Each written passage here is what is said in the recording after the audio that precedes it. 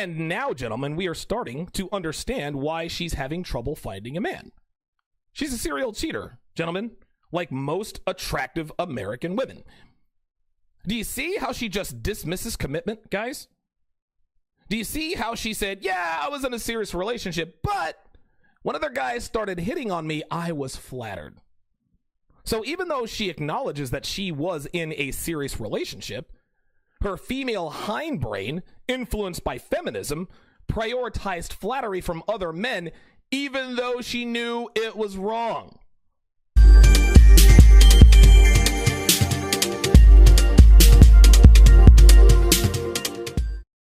Card-carrying militant feminist like Janelle Testa.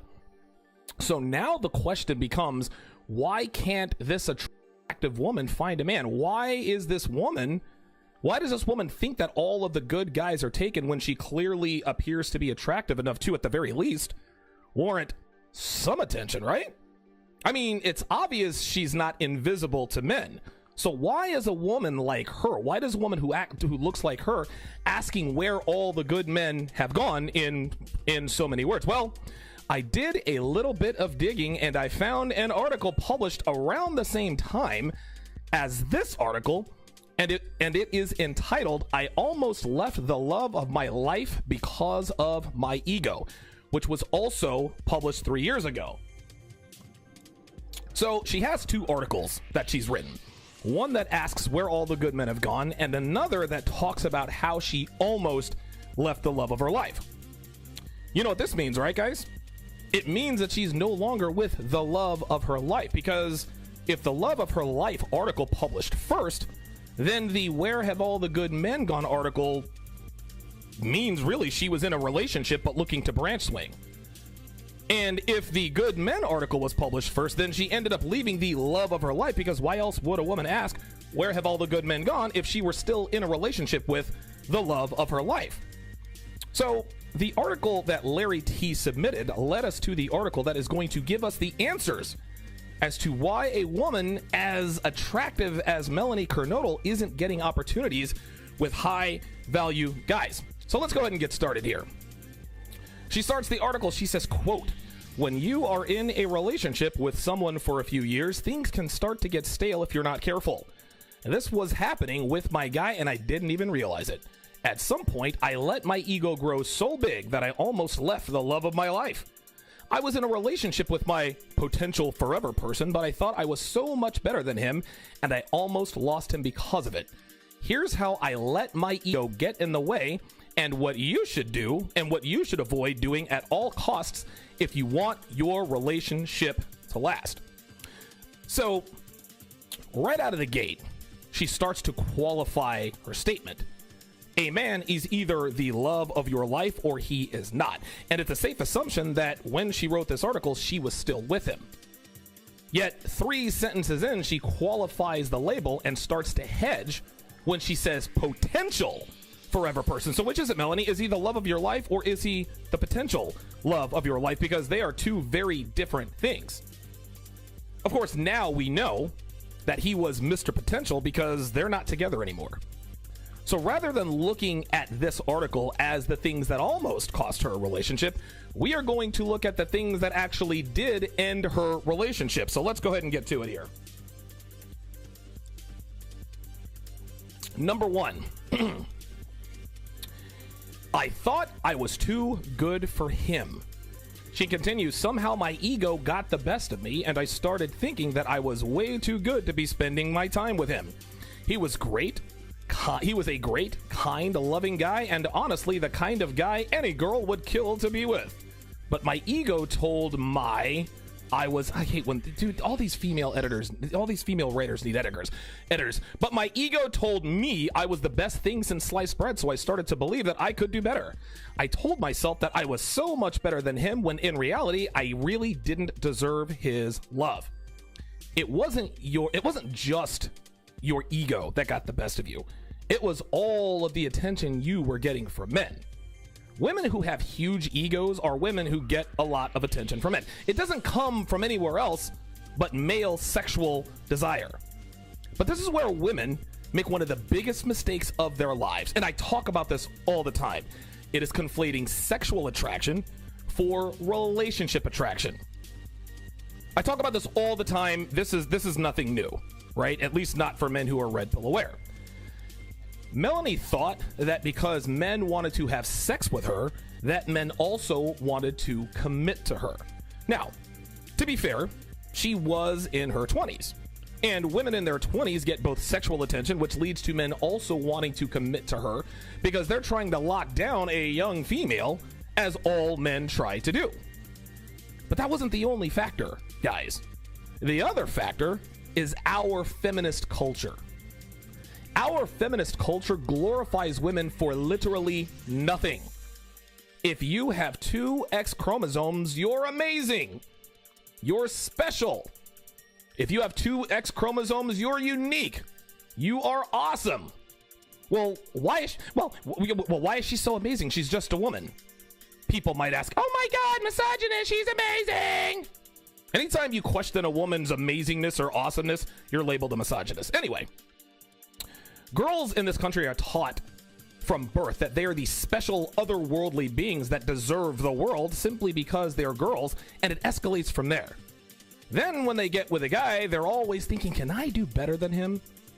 And the reason she does this is because she's been told she deserves the best of everything simply for showing up and existing. Then, of course, Miss Kernodle waxes poetic about how kind and loving her now ex-boyfriend was, and the kind of guy that any girl would kill to be with. She's lying. Not about the kind and loving part, but about girls killing to be with guys like this. Well, why wouldn't a girl want to be with a kind, loving guy? Because a man that a female describes as kind and loving, we know that is a man who is weak. Well, how do you know that? Well, let's go over a few things that women say they want in a man that are only exhibited by weak men. And again, you have to understand, feminism is to blame for this. I want a man who lets me be me. Translation: I want a man who allows me to walk all over him, misbehave, and disrespect him. I want a man who accepts me for who I am. Translation: I want a man who doesn't care that I'm fat, have a bad attitude, and cannot cook. I want a man who will respect my privacy. I want a man who stays out of my business. Translation: I want a man who makes it easy for me to cheat on him. So when Miss Kernodle talks about her kind and loving boyfriend, she's talking about a weak individual, which segues seamlessly into number 2. I gave my attention to other guys who wanted me. Oh boy, here we go. She says, quote, I gave my attention to other guys. She says, quote, I was in a serious relationship, but when other guys started hitting on me, I felt flattered. I liked it, and even though I knew it was wrong, I let them keep doing it because it made my ego feel better. I thought I was hot stuff because so many guys wanted my attention. I didn't stop to think how it would affect my relationship. I almost dumped the love of my life for some fling or one-night stand. Luckily, she says, I realized what I was doing and changed my actions before things got to a breaking point. And now, gentlemen, we are starting to understand why she's having trouble finding a man. She's a serial cheater, gentlemen, like most attractive American women. Do you see how she just dismisses commitment, guys? Do you see how she said, yeah, I was in a serious relationship, but when other guys started hitting on me, I was flattered. So even though she acknowledges that she was in a serious relationship, her female hindbrain, influenced by feminism, prioritized flattery from other men, even though she knew it was wrong. This kind of behavior, this just goes to show that today's women are just not capable of controlling their impulsiveness and need for validation. Not only can they not do it, they're not interested in it. They don't want to control these things. Even if they could control it, they wouldn't want to control it. They wouldn't do it. Then she tries to make us think that she actually regrets her actions by saying, I didn't stop to think about how it would affect my relationship. Sure you did. You said yourself you knew it was wrong, remember? So what she's trying to do here is she's trying to convince us that if she had stopped and thought, you know what? sleeping with all these guys is probably not a good idea for my relationship, so I think I'd better stop. Then she would never have had all of those flings and one-night stands had she just stopped and thought. But not to worry, she stopped cheating just in the nick of time before things got to a breaking point. You mean like the 23-year-old who slept with her best friend's boyfriend then just magically woke up and realized that what she was doing was wrong? Or was it because she pissed a plus sign and knew she was a living, real-life episode on the Maury Povich show? And listen, you guys can go back and I forget what episode number that was, but that was hamster droppings galore. You guys definitely got to go check that out. So here is lesson number 1. Women never stop cheating because they realize what they're doing is wrong. They stop because they get caught or pregnant or something else. Short of those two things happening, women feel not 1 ounce of guilt for stepping out on their boyfriends and husbands. So any female who says she realized that what she was doing was wrong is telling you a half truth. She only did the right thing when she got caught doing the wrong thing, as all American women do. Let's move to number 3. I took him for granted. She says, quote, "Why is it that when we get something really great, we take it for granted? I was so lucky to be dating one of the sweetest, greatest guys around, and all of my friends even told me so. But instead of feeling grateful, I made it seem like no big deal. I didn't appreciate all of the things he did for me on a daily basis and how much he cared for me. I let my ego take over, and I completely ignored all of the wonderful things this guy was doing in my life." A while back, I saw a meme on a Red Pill Facebook page or Twitter page, or maybe it was Instagram somewhere. I can't remember exactly. But it said something that is 100% true. And what it says is, quote, "Men socialize by busting each other's balls," which is making fun of each other, ribbing each other, etc. "And women socialize by complimenting each other, and neither means it." Melanie's friends all told her that she had an awesome boyfriend and that he was the sweetest, greatest guy. He was one of the sweetest, greatest guys around. But Melanie's friends also knew that Melanie's now ex-boyfriend was weak. Again, she used the language sweetest and greatest, and we defined what that really means a little bit earlier. Now, don't misunderstand me here, guys. I don't want you to get me wrong here. I'm not saying that her friends didn't mean what they said, but as females, they clearly understood who and what her now ex-boyfriend was.